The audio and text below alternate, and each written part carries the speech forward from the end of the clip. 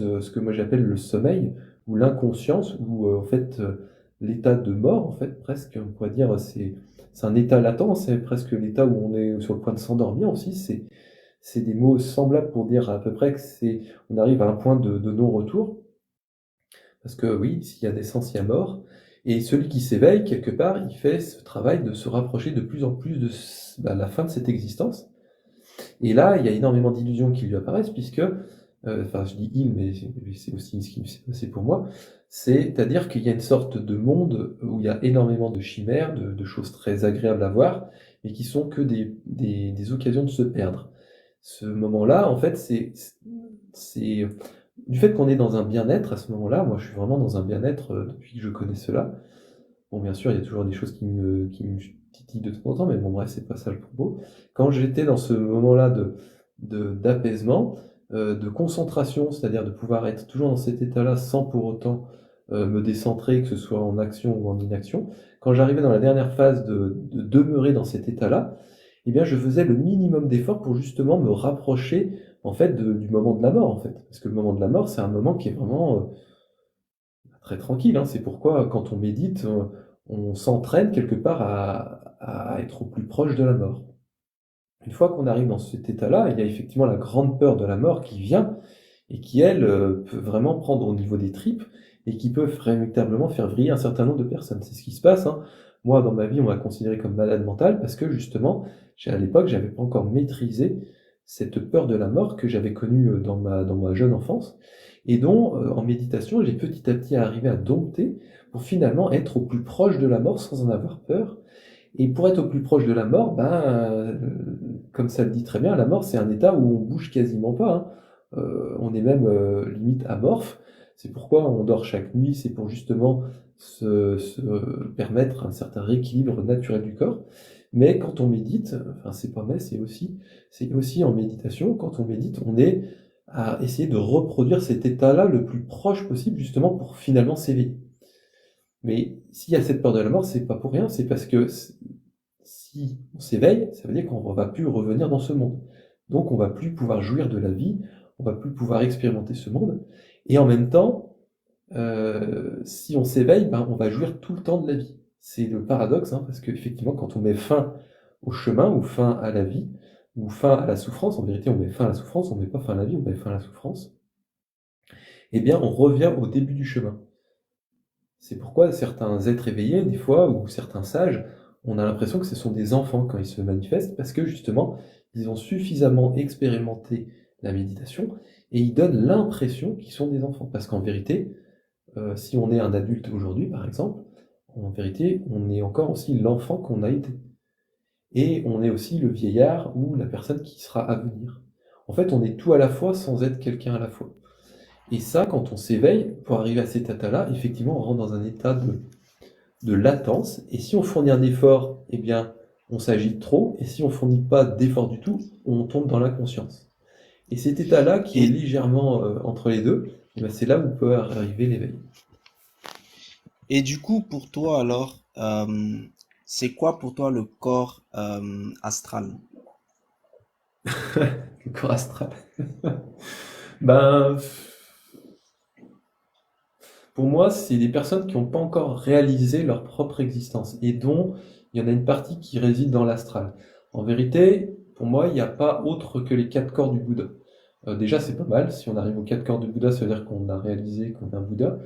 Mais le corps astral, pour moi, ça fait référence en fait à l'espace infini, c'est-à-dire à un des quatre jhanas. Il y a quatre jhanas, quand on réalise le chemin, en fait, on passe par plusieurs états.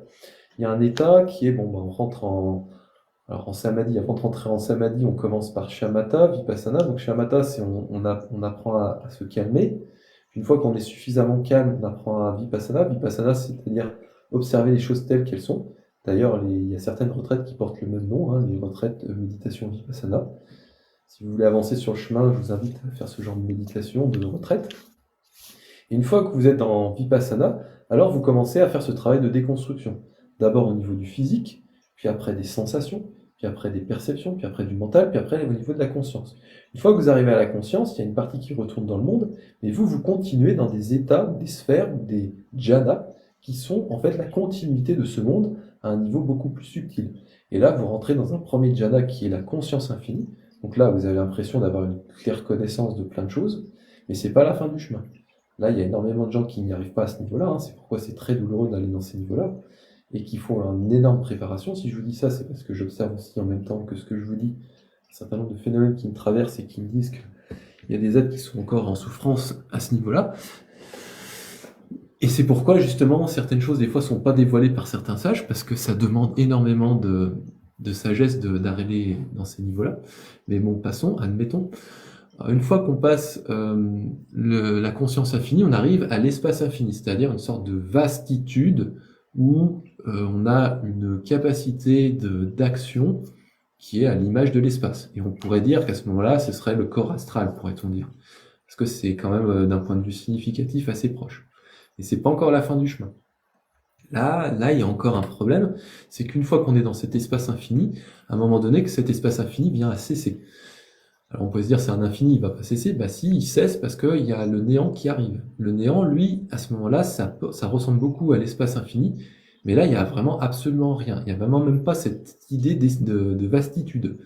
Et là, il y a encore une sorte d'état à traverser. Après ça, c'est le ni perception ni non-perception, c'est-à-dire un état où on pourrait dire que c'est proche de quelque chose qui est figé, mais on peut pas vraiment dire ça. C'est pour ça qu'on l'appelle le ni perception ni non-perception, c'est-à-dire que c'est en potentialité quelque chose qui peut se manifester comme pas se manifester. Il y a vraiment cette notion de non-dualité à ce moment-là.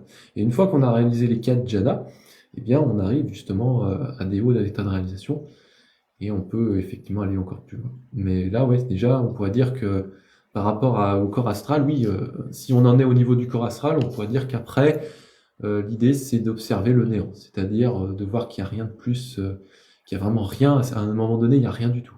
Un rien qui est de sens, pas du nihilisme, mais plutôt un sens de un vide, mais qui n'est pas un espace. Oui.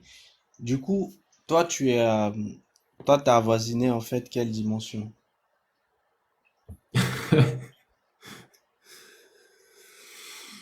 Bah moi, ce que je décris, je l'ai traversé. Je suis arrivé à cet état, donc à un moment donné, quand tu as commencé à reprendre la parole, je parlais justement de mon état où j'étais proche de l'éveil, c'est-à-dire à un moment donné où j'étais entre deux eaux, je pourrais dire, c'est-à-dire une sorte de... J'étais pas vraiment endormi, mais j'étais pas vraiment éveillé. Et j'étais justement dans cet état un petit peu de dormance, presque éveil. Donc je fournissais un tout petit éveil, un tout petit effort pour justement ne pas m'endormir. Et j'évitais de pas non plus fournir, de pas du tout fournir d'effort parce que sinon je m'endormais. Et cet état-là, en fait, c'est là justement où ça s'est ouvert au niveau de ma fontanelle, enfin non, du septième. Et là, à ce moment-là, effectivement, j'ai revu mes vies passées.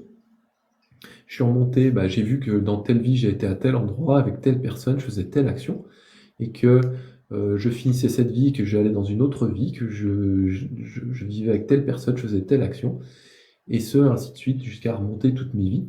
À un moment donné, j'ai vraiment vu la Terre se contracter, se décontracter, se contracter et se décontracter, et je suis revenu dans mon corps, et là, je dis, bon, bah, c'est bon, j'ai fini ma méditation, j'ai ouvert les yeux, et là, j'ai vu le monde devenir complètement noir.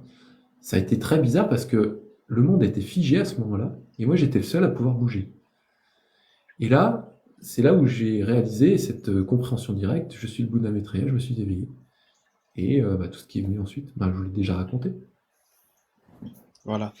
Et qu'est-ce qui, par exemple, en fait, te permettrait de confirmer en dehors, justement, en fait, de ce que tu crois, Ouais. que tu ne subiras plus, en fait, de réincarnation? Et bien justement, c'est là que ça a été le début depuis donc le 2 août 2017, hein, vers 15 heures, ce début en fait bah, en fait d'un qu'est-ce que Mathieu va faire là? Parce que Mathieu a cessé d'exister pour que Bouddha apparaisse. Et là, il y a eu donc déjà ce sentiment de satisfaction, et aussi 3 mois avant cela, une montée de Kundalini. Alors pour ceux qui ne savent pas ce que c'est que la montée de Kundalini, c'est, on pourrait dire, le réveil du feu intérieur, une sorte de jouissance, mais incontrôlée dans mon cas, qui était, j'avais l'impression d'être sur un bûcher en train de brûler. Et si je vous raconte ça, c'est pas pour rien, c'est parce que on est né d'un extase, hein, je vous le rappelle, on est né d'un extase et on cherche sans cesse à retourner à l'extase. Et ce qui s'est passé 3 mois avant mon éveil, ça a été ça, c'est-à-dire j'avais des premiers signes que j'allais bientôt m'éveiller. Ces signes-là ont été très manifestes, hein, parce que c'était au mois de mars en 2017. Ce feu m'a pris à un point où j'étais en méditation. Je suis sorti de ma méditation parce que je ne pouvais plus tenir en méditation tellement ce feu me brûlait. Et je suis sorti dans la forêt, j'ai traversé la route, je suis allé de l'autre côté me mettre dans la forêt sous un grand arbre et j'ai attendu que ça passe. Bah, je peux vous dire, j'étais en t-shirt au mois de mars, en plein après-midi. Bah, j'avais pas froid du tout. Et ça a duré je sais pas combien d'heures, le temps que bah, justement ce feu cesse de brûler en moi. Et là, je peux vous dire, c'était pas une hallucination, c'était bel et bien une sensation très très forte, qui était bah, oui, une jouissance incontrôlée. Et j'ai dû attendre que ça passe. Alors d'habitude, on se dit, oui, bon, une jouissance, c'est sympa, c'est tout ce que l'on cherche quand on s'unit, si on est un homme à une femme, par exemple. Oui, mais quand c'est trop fort, ben, on a juste envie bah, franchement, de mourir, quoi. Donc, j'ai dû attendre que ça passe, et après que c'est redescendu, peut-être après 3 4 heures que c'est redescendu, là, j'ai compris que j'avais vécu, bah, après ce que j'ai appris, qu'on appelle la Kundalini.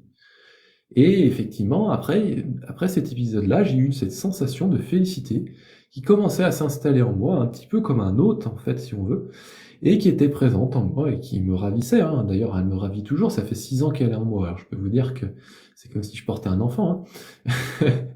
Bon, après, je suis pas une femme, mais c'est un peu l'idée, c'est-à-dire qu'il y a quelque chose qui est en moi, qui ne cesse de m'habiter et qui me rend sans cesse en extase, en fait, tout simplement. Et ça, c'est ce qu'on cherche tous en vérité, sans vraiment se l'avouer au début, mais qui est, on pourrait dire, notre âme ou notre incarnation ou notre être-té, notre vie, ou notre source tout simplement, qui s'écoule en nous et qui se manifeste, alors des fois de manière un peu bizarre quand on n'est pas éveillé, par exemple en voulant faire du mal dans le monde ou envers quelqu'un, ou quand on est éveillé bah, par une félicité qui coule sans cesse. Et c'est la même énergie, c'est juste qu'elle est plus ou moins raffinée suivant l'individu, comment il s'est éveillé à lui-même. Et voilà. Et donc ça, c'est, pourrait-on dire, alors un signe très concret, hein, c'est ça, c'est une félicité qui ne cesse de se manifester, et ce, depuis que je me suis éveillé. Imaginez d'être en union avec votre partenaire sans cesse. Ok. Est-ce que tu as déjà eu justement en fait l'occasion de contempler le visage en fait de ce partenaire? Ah oui, oui, oui, exact. Oui, en fait, ce partenaire, c'est personne d'autre que soi-même. C'est-à-dire que, imaginez qu'on retourne la vue contre soi-même. En fait, on est en face de soi-même. Mais c'est assez étrange parce que, imaginez des fois quand vous regardez dans un miroir, vous voyez votre reflet, ben imaginez que vous faites la même chose sans miroir et que vous y arrivez quand même. Ça, c'est le retournement de la vue, on pourrait dire. Mais du Donc à ce coup, moment-là, oui, toi en termes de, je parle pas du côté non humain, je parle en Mhm. fait de l'aspect humain qui est en toi. Lorsque tu réfléchis en fait sur ça, comment comment tu assimiles en fait cela au fait que c'est comme si tu étais constamment en rapport en fait avec toi-même. Mhm. Comment Eh toi, bien, c'est-à-dire comment le côté humain mhm. restant réagit en fait par rapport à ça? Alors, pour celui qui n'est pas éveillé, c'est par de la souffrance. Pour celui qui est éveillé, c'est par la jouissance. Pour moi qui ai fait ce travail d'éveil, eh bien, en fait, ça se manifeste tout simplement par bah, la réalisation des chakras, puisque l'énergie de Kundalini ayant un petit peu brûlé tous les obstacles sur mon passage lorsqu'elle s'est mise à brûler en moi, elle a ouvert en fait bah, le chemin interne, hein, et on a un chemin à l'intérieur de nous, et la Kundalini emprunte ce chemin. Bon, là, il faudrait rentrer un petit peu dans les notions yogiques, c'est-à-dire qu'on a 3 canaux principaux à l'intérieur du corps, c'est-à-dire un canal gauche, un canal droit et un canal central. On le retrouve aussi dans les traditions tibétaines, on en parle un petit peu aussi dans le bouddhisme. Et Pinda, justement, Pingala. Tu parles de Inda, Pingala et Sapana. Ida, Pingala et Shushumna, les trois. Ouais. Et justement, quand on fait couler l'énergie interne dans des canaux latéraux, eh bien, on a une perte d'énergie. Quand on arrive à purifier les canaux gauche et droit, et que l'énergie coule uniquement dans le canal central, c'est-à-dire à la réunion du canal gauche et droit, alors à ce moment-là, il y a une pleine jouissance. Et cette pleine jouissance, elle s'exprime justement par le fait d'avoir le canal gauche et droit nettoyé. Donc, il y a un certain nombre de préparations qui sont utiles justement pour arriver à cette jouissance complète. Donc par notamment les méditations, mais aussi par des exercices de pranayama, si on passe par une version hindoue. Mais en tout cas, le principe est connu, et c'est ce qui nous permet justement de pleinement éprouver cela. Et justement, quand j'évoque les chakras, c'est pas pour rien, c'est parce qu'à un moment donné, à force de méditer, on est en capacité de voir en fait qu'il y a des centres énergétiques en nous. Alors pour moi, quand je les ai vus, il y a un premier canal, c'est pas un premier canal, c'est un premier centre énergétique qui est le premier, le chakra racine, qui est rouge et noir, et qui ressemble à une mer de vagues rouges et noires. Le deuxième, il n'est pas apparu pour moi tout de suite, il est apparu bien après. Il y a eu le troisième, qui a été comme une fleur jaune et noire, et qui a été une fleur qu'on pourrait qualifier, je sais plus comment le nom de cette fleur, je la vois bien en conscience, mais je sais plus le nom. Ensuite, le quatrième chakra, il m'est apparu vraiment multicolore. Le cinquième, il m'est apparu bleu. Le sixième, violet, avec une lumière blanche qui sort du troisième œil. Et le septième chakra m'est apparu comme une fleur de lotus. Et là, quand j'ai réalisé les 7 chakras, il y a eu la reconnexion avec le deuxième chakra qui s'est véritablement ouvert, et là, il est devenu orange. Et là, quand on arrive à ce niveau-là, enfin moi c'est comme ça que je l'ai vécu, eh bien j'ai vu en fait l'ensemble des chakras allumés. Donc j'ai dit bon bah c'est bon, le canal est bien purifié, nettoyé, il y a les couleurs. Donc voilà. Après il y a eu des manifestations au niveau du troisième œil, comme des lumières qui partaient de mon troisième œil, qui étaient blanches, bleues et rouges. Donc ça dépendait des fois aussi avec qui j'étais en présence. Et voilà. Ok, très bien, merci hein, pour tes réponses. Est-ce que Mhm. quelqu'un avait encore des questions pour l'apprenti?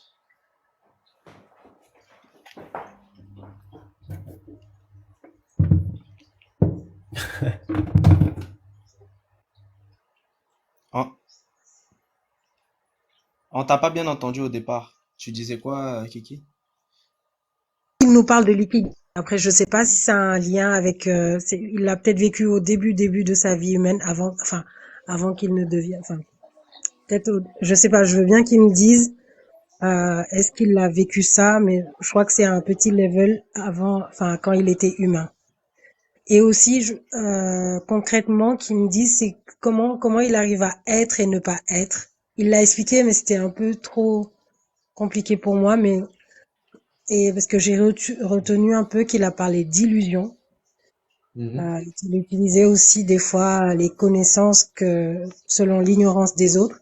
Et moi, c'est vraiment qu'il me parle de l'ikigai dans sa vie humaine avant. Forcément, il l'a vécu. Et ce que c'est vraiment et comment il arrive à être et ne pas être en même temps.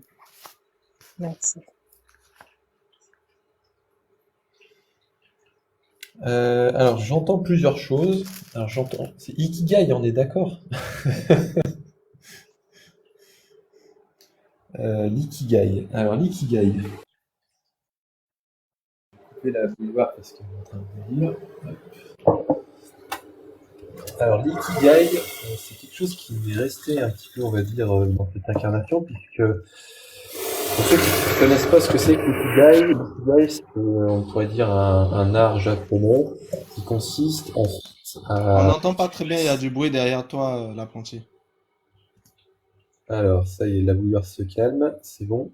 Ok. Ah, c'est Donc, bon. je dis, par rapport à l'ikigai, pour ceux qui connaissent pas, c'est un art japonais qui consiste en fait à équilibrer sa vie selon 4 axes.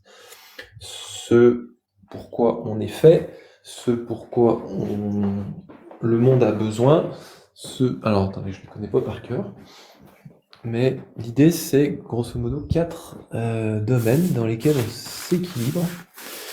Et dans mon incarnation, à un moment donné, je me suis retrouvé devant cette évidence que ben, j'avais beau faire certaines choses dans ma vie, j'y trouvais pas forcément le résultat escompté.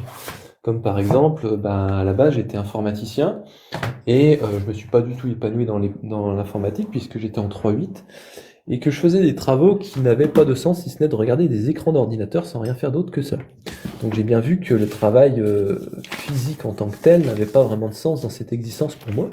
Et on me l'a bien fait comprendre, puisque en fait on me payait à ne rien faire. Ce qui peut paraître assez intéressant, mais en même temps très problématique. Parce que, au fond, j'épuisais mon corps à cette époque, ne sachant pas quoi faire de ma vie, c'est-à-dire ne faisant pas circuler l'énergie en moi. Donc ça a été... Alors voilà, l'ikigai, j'y reviens. Pourquoi je vous dis ça? C'est parce que l'ikigai nous dit ce que vous aimez faire, c'est un premier domaine. Il y a un autre domaine qui est ce que le monde a besoin. Un autre domaine qui est ce pourquoi vous êtes payé. Et un autre domaine, ce pourquoi vous êtes doué. Et l'idée de l'ikigai, c'est de savoir qu'il y a ces 4 domaines et que notre but, c'est d'essayer de s'équilibrer dans ce monde pour avoir, quelque part, une vie à peu près équilibrée selon l'ikigai. Alors pour moi, ça relève au-delà de l'ikigai ou d'autre chose, c'est-à-dire que dans une de mes vies passées, j'ai été un japonais. Et que c'est un passage qui est un peu difficile parce que ça fait appel en fait au seigneur de la mort qui s'appelle Yama. Et Yama, lui, c'est celui qui fait passer les âmes d'une incarnation à un autre. Donc lui, il a un domaine d'action qui est justement de réguler le passage des âmes d'une incarnation à une autre. Donc c'est pourquoi il a beaucoup de mal à dormir, puisque, comme je l'ai déjà dit, hein, pour s'éveiller, il faut être très proche de la mort. Donc un état qui malheureusement est très difficile pour lui, mais qui est le sien, hein. Il faut savoir que Yama existe, hein, comme les dieux et comme tous les autres dont j'ai parlé avant. Et Yama justement s'occupe justement de faire passer les âmes d'une incarnation à une autre. Et dans mon cas, Yama, c'est celui qui m'a permis justement de voir le chemin que mon âme a effectué quand j'étais un japonais et quand je suis venu en Occident m'incarner dans ce corps. Donc, quelque part, l'ikigai, quand j'évoque l'ikigai, c'est pour moi une sorte de manière de me relier en fait à une de mes incarnations, où justement, je passe par le Seigneur de la Mort pour connecter avec cette information. Voilà, donc par rapport à ça. Et l'autre partie de la question, c'était... Oui, alors l'autre, enfin, et du coup, ça me a une autre question. Et du coup, tu as eu combien de, excuse-moi de te tutoyer, et tu Oui. as eu d'incarnation, du coup, Eh ben, si c'est pas indiscret? j'ai commencé à en voir une, j'ai revu celle d'avant, puis celle d'avant, 1, 2, 3, 4, 5, 10, 20, 30, 40, 50, 100, 200, 300, 400, 500, 1000, 2000, 3000, 4000, un cycle une contraction de la Terre, une décontraction de la Terre, une contraction de la Terre, une décontraction de la Terre. Et je suis revenu ici. Voilà. Mais du coup, Donc, et du coup, ça fait comme Highlander, en fait, le film où, je sais pas. non. Bah, il- Un peu. Et du coup, l'autre question, c'était en fait de demander, c'était de savoir comment tu arrives à être et ne pas être en même temps. Ça m'a. Être, ne pas être. Eh bien, c'est bien simple. En tant qu'individu, tant que l'on s'ignore, hein, c'est mon cas, ça a été mon cas, et ce sera le cas de ceux qui sont actuellement dans l'ignorance, et qui après ce sera plus le cas quand les êtres cesseront d'être dans l'ignorance, c'est que tant qu'on est dans l'ignorance, eh bien, on est sans être. C'est-à-dire que, bon, physiquement, on peut dire qu'on est présent parce qu'on voit quelqu'un qui est vivant, si on voit quelqu'un qui est vivant, donc on a une certaine part de nous qui dit, bon, bah oui, il y a bien quelqu'un qui est vivant, mais qui n'est pas vraiment dans le sens où qui a encore des voiles ou des souffrances qui la font souffrir. Donc à ce moment-là, on est sans être, c'est-à-dire on est présent mais on n'a pas réalisé la voie. C'est le cas de personnes qui s'ignorent. Une fois que la personne... Et donc là, on peut être vraiment dans un cas où la personne s'ignore et en souffre ou n'en souffre pas. Il y a deux possibilités. Et puis il y a les personnes qui sont conscientes d'elles-mêmes, qui en souffrent, qui n'en souffrent pas. Donc ça fait 4 types de personnes. Et en tant qu'individu, on passe tous par ces 4 phases-là. Puis il y a les personnes qui sont conscientes d'elles-mêmes, qui en souffrent, qui n'en souffrent pas. Donc ça fait 4 types de personnes. Et en tant qu'individu, on passe tous par ces 4 phases-là. Pendant longtemps, d'ailleurs c'est quasiment 99% du temps, on n'est pas réalisé. Et on passe, je vous dis, on passe des centaines d'années, voire des vies, à être pas conscient qu'on est qui l'on est. Et il suffit d'un instant de réalisation pour que tout ça, ça vienne à ne plus être. Et c'est ça, être sans être, c'est-à-dire qu'à un moment donné, on réalise que pendant toutes ces années où on passait soi-disant du temps, du bon temps ou que sais-je, et ben en fait, c'était rien à comparer de cet instant qui est juste ce qu'on peut avoir de mieux dans le monde. Donc en fait, c'est ça, c'est être et ne pas être. À ce moment-là, c'est comprendre que, bah oui, on peut vivre 100 ans à faire des choses pas terribles, et puis on peut vivre un instant à faire une chose magnifique. Et c'est comme ça qu'on réalise cela. Du coup, j'ai une question pour toi, l'apprenti. Mm. Est-ce que toi, tu te définirais en fait euh, plus avec la conscience arimanienne, luciférienne ou éthérique? Et ben pour moi, ça renvoie le corps, la parole et l'esprit, les 3 dimensions. Euh, pour s'éveiller complètement, on a besoin de connaître complètement ce que c'est que le corps. Donc, on doit connaître toutes les souffrances du corps pour s'en libérer complètement. Une fois qu'on a complètement traversé les souffrances du corps, on arrive aux souffrances de la parole.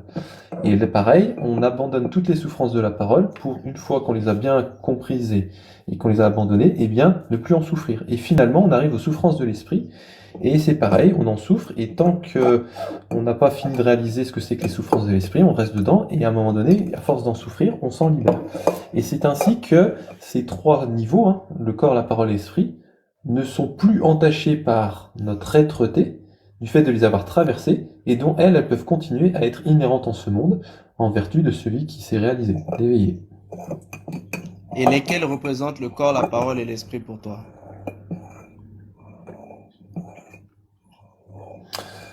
Ben, instinctivement, je dirais luciférienne la première, donc le corps. Après, l'autre, je la connais pas. Arimanienne? Ouais. C'est quoi pour toi, L'arimanienne pour ça? toi, c'est quoi? Justement, je te pose la question. C'est la matière.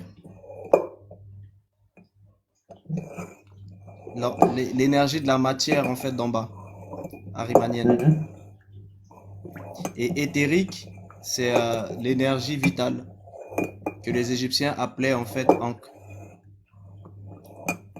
Donc le chi, on pourrait dire les Chinois. Oui, Mhm.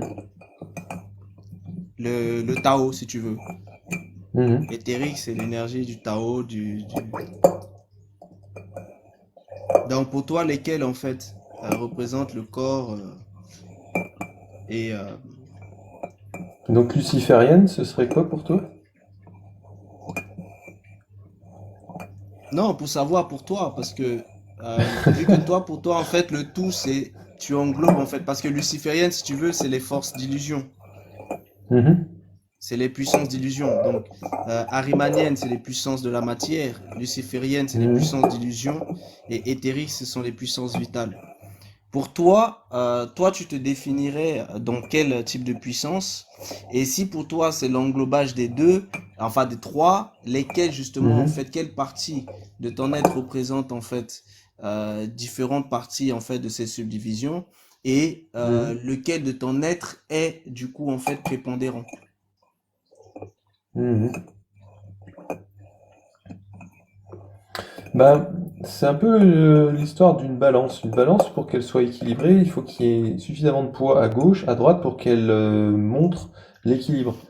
Et bah, de la même manière, pour moi, être éveillé, c'est être constamment dans cet équilibre entre le côté gauche, côté droit, pour arriver justement à ce centrage.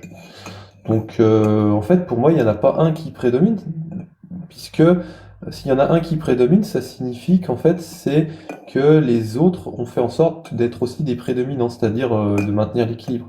L'éveil, c'est vraiment la voie du milieu, c'est-à-dire de, de ne plus être pris ni d'un côté ni de l'autre. Et par cet équilibre, de voir qu'en fait, voilà, on n'a rien à ajouter, rien à retrancher, rien à ajouter, rien à retrancher. Et c'est ça qui nous est demandé finalement, de réaliser sa propre nature, c'est-à-dire d'être aligné corps, parole et esprit. Pas d'avoir un truc plus qu'un autre, ou alors s'il y a un truc plus qu'un autre, c'est de comprendre que ce déséquilibre est à considérer comme un déséquilibre, et ça fait partie aussi de l'équilibre, que de savoir que les déséquilibres sont des déséquilibres. Mais à mon sens, il n'y a pas forcément besoin d'avoir plus d'un truc ou pas. Mais à Le réaliser souci, c'est peut-être que, qu'il y a quelque chose à abandonner s'il y a un déséquilibre. oui, le souci, c'est que les Égyptiens avaient déjà développé, en fait, si tu veux, cet aspect-là de l'éveil, en fait, du Hak, qui Mhm, permet justement d'avoisiner, en fait, le niveau de Heka, c'est-à-dire le niveau de magie primordiale, mhm, qui équivaut, en fait, justement à ce niveau, en fait, de l'éther ou de l'akasha, dans un langage un peu mhm. plus moderne. Mais ça Akash. nécessite, en fait, voilà, ça nécessite automatiquement les deux forces d'attraction et de répulsion. Euh, Or, pour Mhm, pouvoir en fait avoisiner ces deux forces d'attraction et de répulsion, il faut pouvoir justement en fait définir quel est l'aspect de prépondérance. Parce que soit mhm, tu suis un cycle en fait de transmutation du haut vers le mhm, bas, soit mhm, tu suis un cycle de transmutation du bas vers le haut, ou mhm, soit tu suis en fait un cycle en fait de transmutation en fait synthétique. Bon, d'après ce que mhm. toi tu as expliqué, moi je Oui. comprends en fait un cycle en fait de transmutation du haut vers le bas, vu que tu as eu la montée de Kundalini. Mais la Intéressant, question, intéressant. Ouais. voilà, la question D'accord. ici, donc ça veut dire un cycle luciférien, parce que le cycle du haut, du bas vers le haut, c'est un cycle luciférien. Maintenant, la Mhm, question principale que qu'il faudrait se poser, c'était justement, c'est la réponse au final que j'ai donnée. C'est-à-dire, quel mhm. est l'aspect prépondérant dans ton cycle? Donc, dans ce que tu expliques, l'aspect prépondérant dans ton cycle, en fait, c'est l'aspect, en fait, luciférien. C'est-à-dire la montée du haut vers le bas, d'où la montée de Kundalini pour pouvoir ouvrir, en fait, les différentes portes de chakra. Je vois où tu veux en venir, effectivement. Pour moi, c'est vrai qu'effectivement, le fait de méditer, ça a été de m'apaiser, donc de faire descendre l'énergie, j'en étais pas forcément conscient.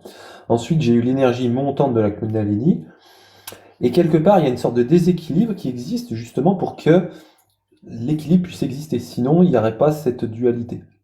Et effectivement, il y a une énergie qui est beaucoup plus forte, qui est énormément intense, c'est la Kundalini, c'est-à-dire une énergie qui part du bas et qui va vers le haut.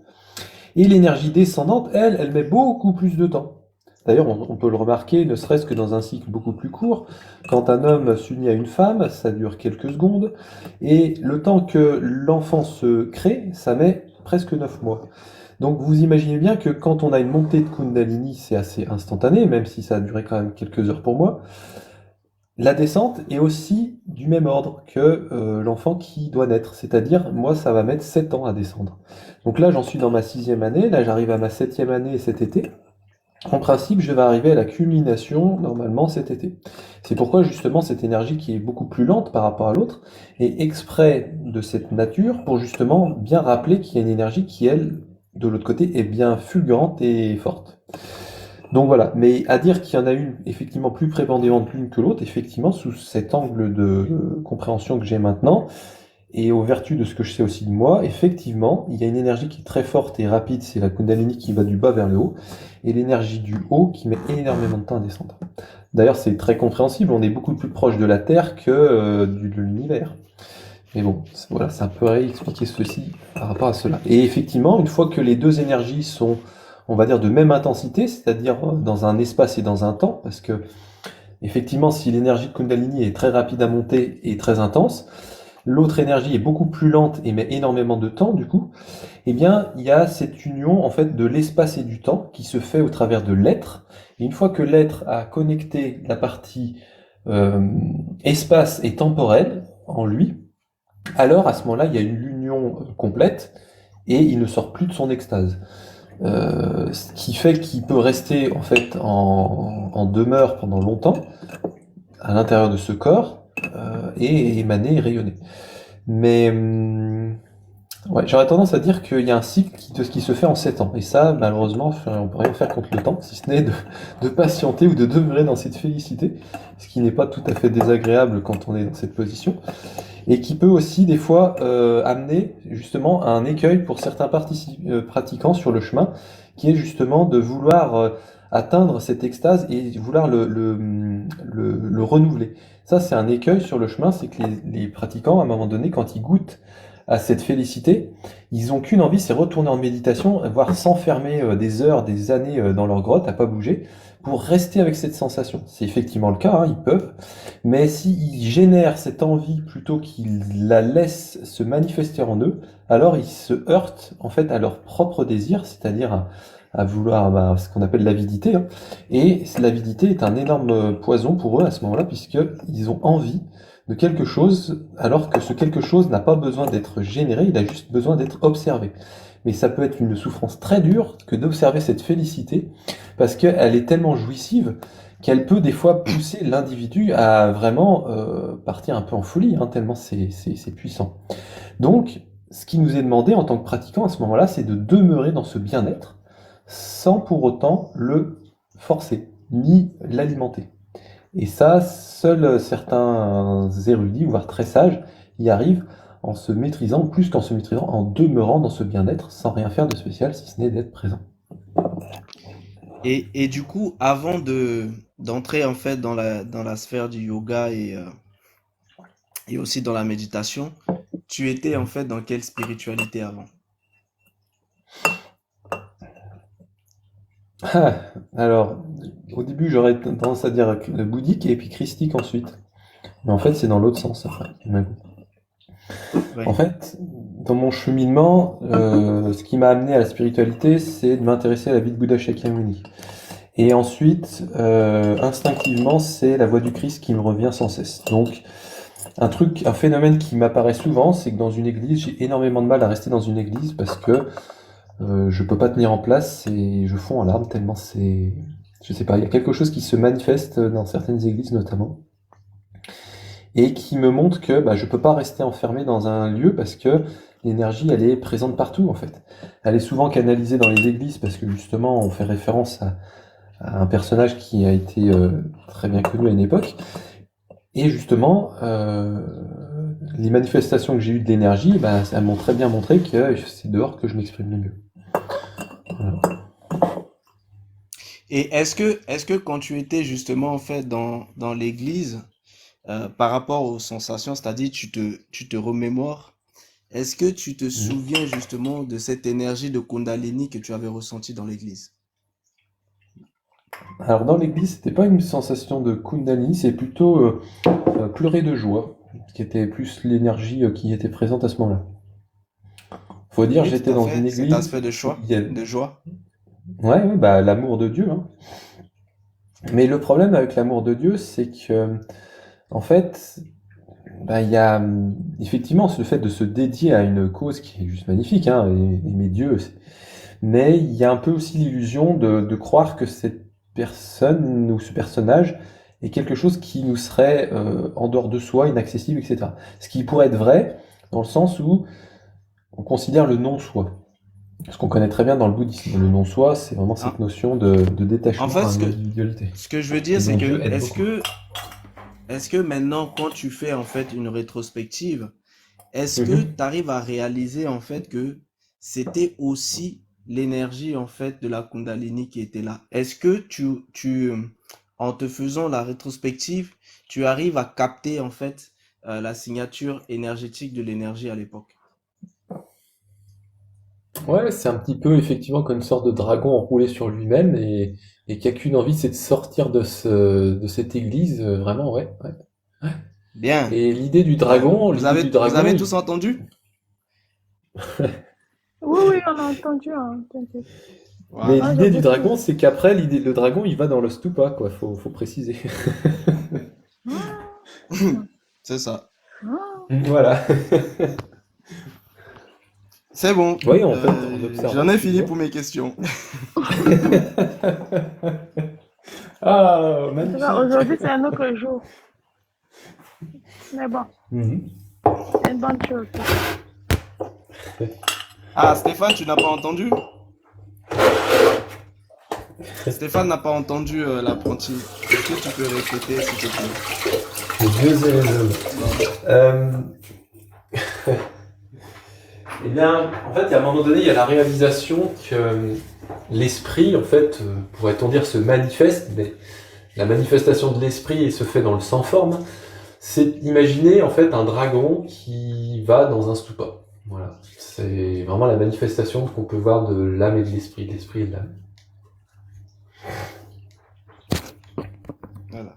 Il vous explique en fait parce que je lui ai demandé une rétrospection de la sensation qu'il avait reçue quand il était allé en fait dans l'assemblée. Et justement, en fait, c'était la sensation justement de l'énergie en fait du dragon, mais enfermée. Voilà, c'est pour ça que c'est ça qu'il vous expliquait.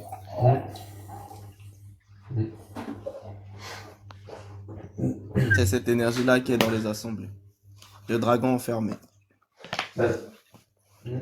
Et justement, quand les êtres justement pleurent de joie, c'est parce que justement ils sont tellement face à leur propre source qu'ils sont justement comme à couler comme leur source, c'est-à-dire à fondre en larmes, à se manifester tellement c'est magnifique de voir ça, quoi. Donc, mais bon, quand c'est pas maîtrisé, ça donne effectivement des élans d'émotion, et quand c'est maîtrisé, ça coule à l'intérieur, vraiment comme une sorte de goutte à goutte, et qui est un apaisement de quelqu'un qui justement demeure en paix continuellement.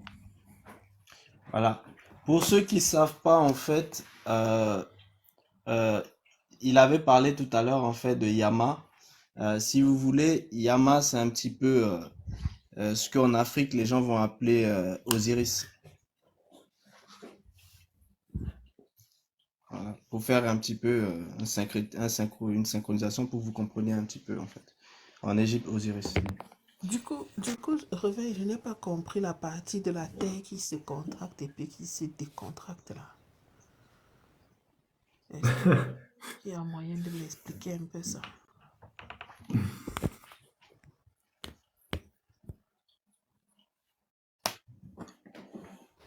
Ah, tu veux qu'il te réexplique?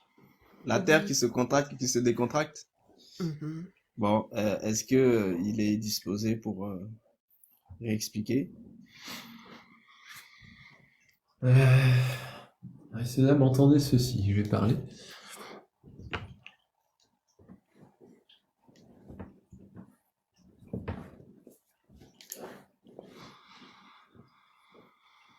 Tu peux t'exprimer à l'apprenti. Oui.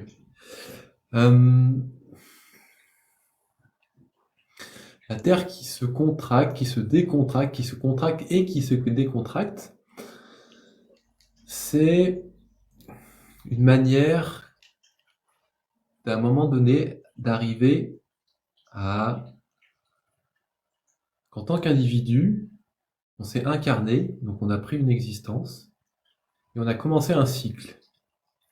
Et que ce cycle, tant que on s'ignore, a dû perpétuer, se continuer. Mais à un moment donné, une fois qu'on a suffisamment expérimenté le cycle et qu'on a avancé dans un sens, eh bien on remonte dans l'autre sens.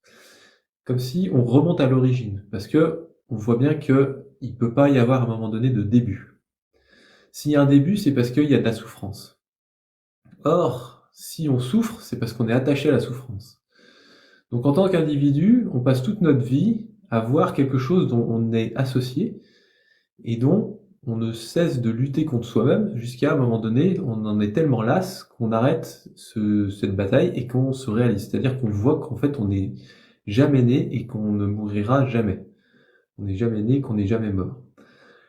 Une fois qu'on comprend ça, on comprend pourquoi justement on ne peut pas aller plus loin qu'une certaine distance. C'est-à-dire que si on a l'impression d'avancer sur un chemin, en vérité, on fait que réactualiser le chemin qu'on est déjà en train de vivre, c'est-à-dire un chemin qui n'a pas début ni de fin. D'ailleurs, essayez de chercher un début à votre existence, vous n'en trouverez pas.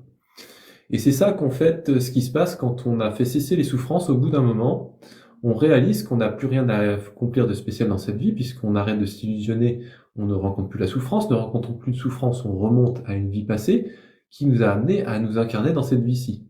Et ainsi, on remonte de vie en vie jusqu'à un moment donné où on trouve plus de début, si ce n'est la contraction, la décontraction, la contraction et la décontraction de la Terre. C'est-à-dire quelque chose qui n'est pas vraiment nous et dont on ne peut pas vraiment dire qu'il y a un début. Parce que à ce moment-là, comment on peut dire s'il y a une contraction, une décontraction de la Terre si on n'est pas un individu? Et on arrive à une sorte de ni début ni fin, qui est en fait ce que l'on vit depuis des temps sans commencement, c'est-à-dire quelque chose qui n'a ni début ni fin. Et là, c'est ça qui fait qu'on s'éveille, c'est-à-dire qu'on ferme notre cercle, ou qu'on se réalise, ou qu'on s'éveille. En tout cas, c'est comme ça que je l'ai compris, moi. Après, est-ce qu'il y a un moi? Ben non, il n'y a pas quelqu'un qui veut dire ça, puisque ceci n'est pas moi, ceci n'est pas bien, je ne suis pas ceci. En fait, ce qu'il est en train de vous expliquer, c'est tout simplement en fait la notion en fait d'information.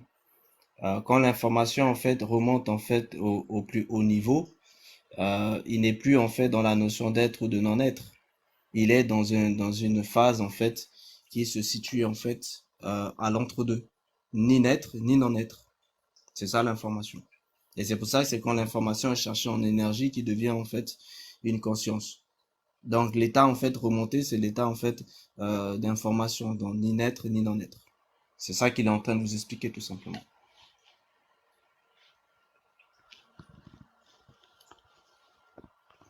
Ok, merci. C'est bon, Eben? Oui, merci. Euh, excusez-moi, je prends la parole pour femme noire qui pose une question et je m'interrogeais la même chose d'ailleurs. Est-ce que l'esprit de dragon, c'est l'esprit qui est dans l'église? Qu'est-ce que c'est exactement l'esprit de dragon? Donc femme noire disait, est-ce que c'est l'esprit qui règne dans l'église? C'est le Saint-Esprit qui est Ben, dans les églises. C'est de ça dont il parle.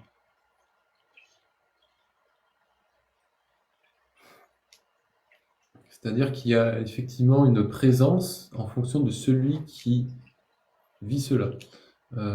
Est-ce que c'est ça? Est-ce que c'est pas ça? Ben, c'est en dépendant de celui qui vit cela.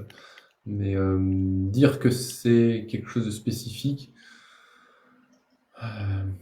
ben, tant qu'il y a une identification à un soi, effectivement, mais au bout d'un moment, on se rend compte que même celui qui dit ça n'a pas de soi. Donc, quelque part, c'est une vision qu'on peut avoir à un moment donné, dont on peut temporairement s'identifier à, en faire une expérience, dire quelque chose, et puis à un moment donné, ça retourne d'où ça vient, quoi. Mais faire attention justement à ne pas s'attacher trop justement aux expériences passées et voir que ce qu'on est en train de vivre, on est déjà en train de le vivre maintenant. C'est-à-dire, au-delà des mots, il y a quelque chose qui nous traverse, on ne peut pas vraiment dire ce que c'est, et pourtant dont on en est bien témoin d'une manière ou d'une autre.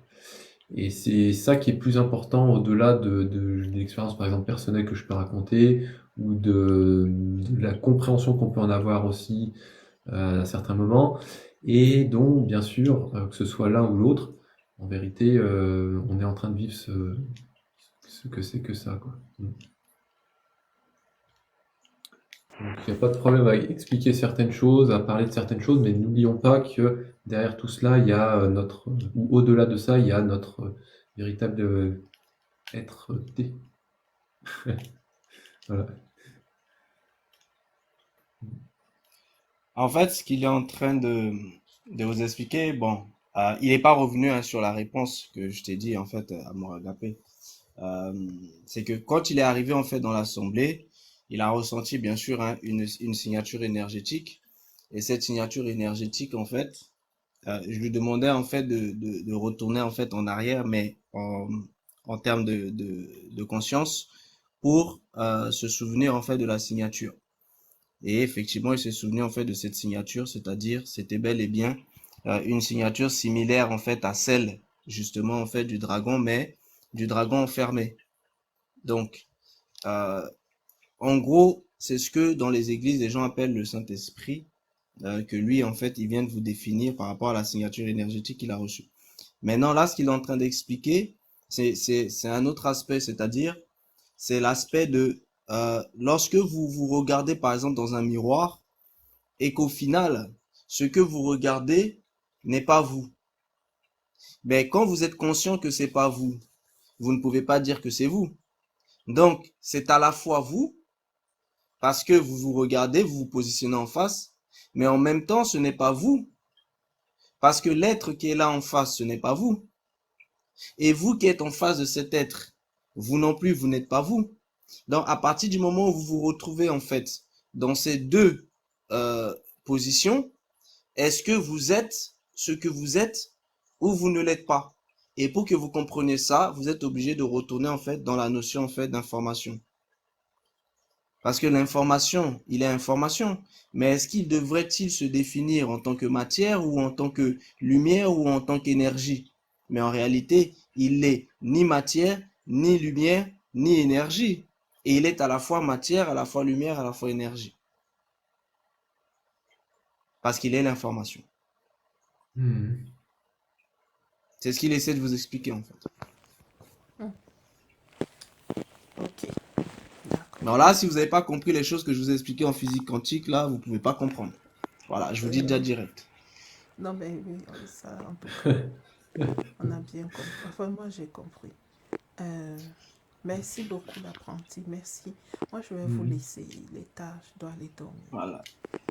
Moi-même, on a bien avancé. Droit à la parole, merci en tout cas. Aujourd'hui, ce fut très intéressant. Merci beaucoup, merci Bénisse. la famille. Ouais, il est minuit et quelques déjà, minuit 30 passé. Donc, je pense qu'on a beaucoup mangé aujourd'hui. Eh oui.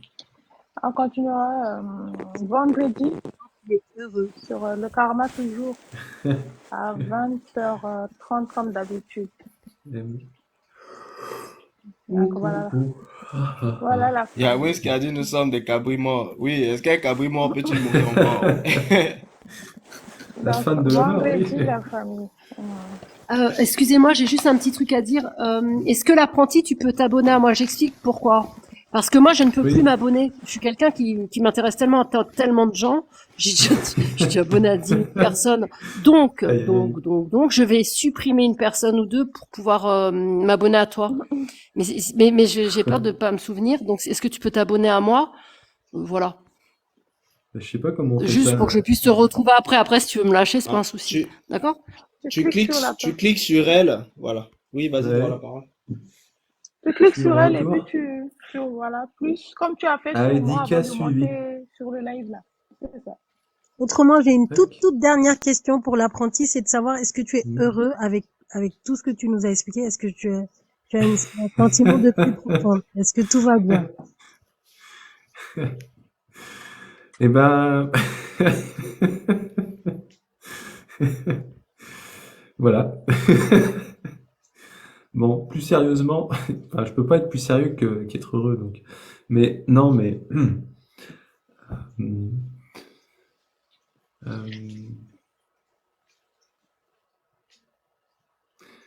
Bouddha est impermanent, l'impermanence est permanente.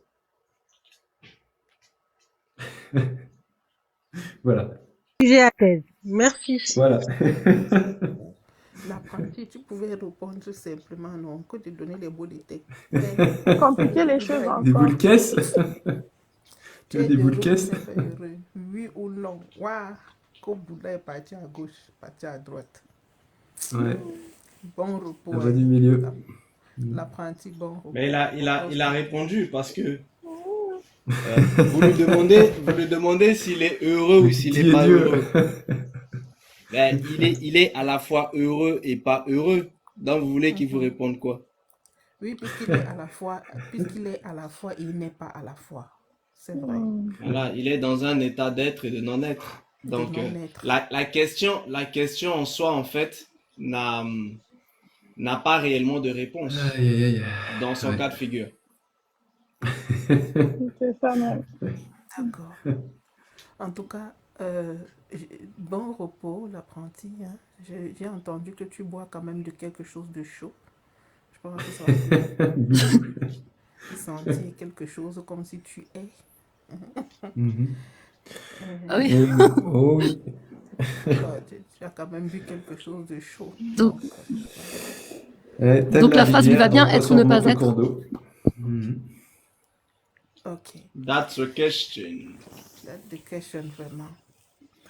Bon repos, la To famille. be or not to be. Et Être ou joyeux ne pas amour. être.